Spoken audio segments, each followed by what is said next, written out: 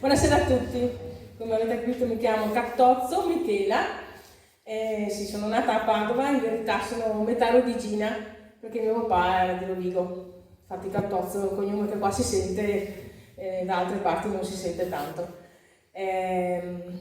Sono qua per dimostrare la mia gioia di far parte di questa squadra, ho accettato volentieri di farne parte perché è una squadra che rispecchia i miei principi, i miei valori, una squadra che ho voglia di fare come me, che sono un attivista e quindi sono molto, molto contenta di essere qua, di supportare Riccardo.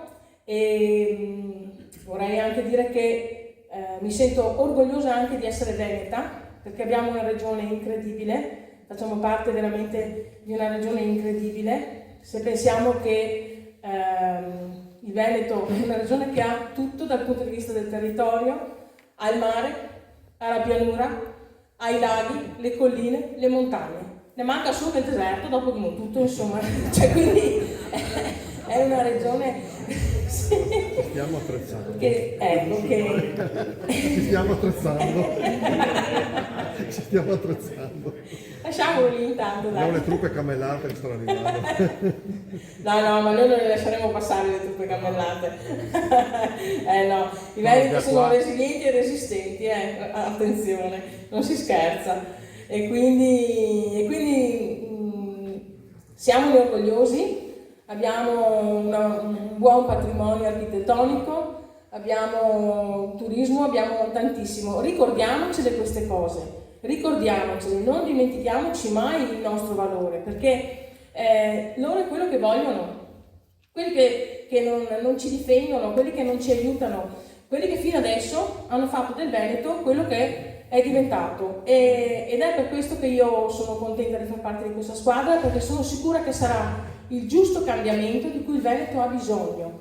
C'è bisogno di voltare pagina, dobbiamo tirarci su, dobbiamo ritrovare la nostra dignità, assolutamente, difendere anche la nostra lingua, che è una lingua, il dialetto veneto, lo sapete, riconosciuta.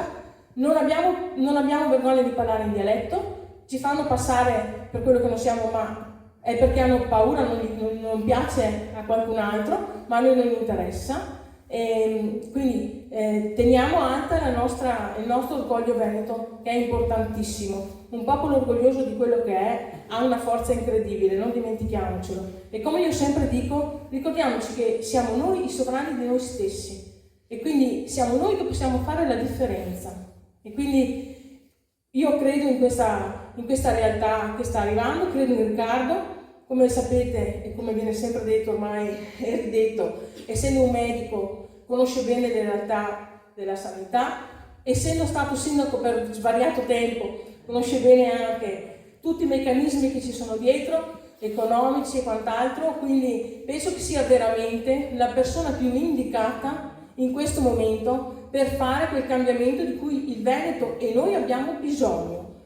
Questo è proprio per me un sentito fortissimo. Non ci sono altre realtà in questo momento più adatte di lui. Quindi diamoci da fare, però siamo noi che dobbiamo dare una mano, tutti insieme. Come sempre si dice, uniti si è forti, ed è vero, il popolo veneto è unito se si mette. Quindi andiamo a votare, andiamo a mettere quel segno importante, come diceva anche con la preferenza, facciamolo. E quelle persone che ci dicono ma io non vado a votare, fategli capire che se non vanno a votare se ne devono stare muti dopo, nessuno può dire niente e si ciucciano tutto quello che arriva. Ma noi siamo un pochino più consapevoli invece, gli spieghiamo e gli diciamo che forse se vogliono fare veramente una differenza vadano a votare, perché è inutile stare sul divano a chattare, a fare, non risolvi niente così. Lo dico io che sono un attivista per natura, ma è così, io lo vedo, insomma, se no, qua non è che vanno avanti gli altri per te,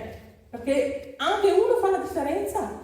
Quindi il mio posso dire consiglio, invece il mio esorto è proprio dirvi, parlate con i vostri parenti, con i vostri amici e portateli alle urne, portateli perché è importante, il diritto di voto è sacrosanto, non lo possiamo perdere e non intendiamo perderlo.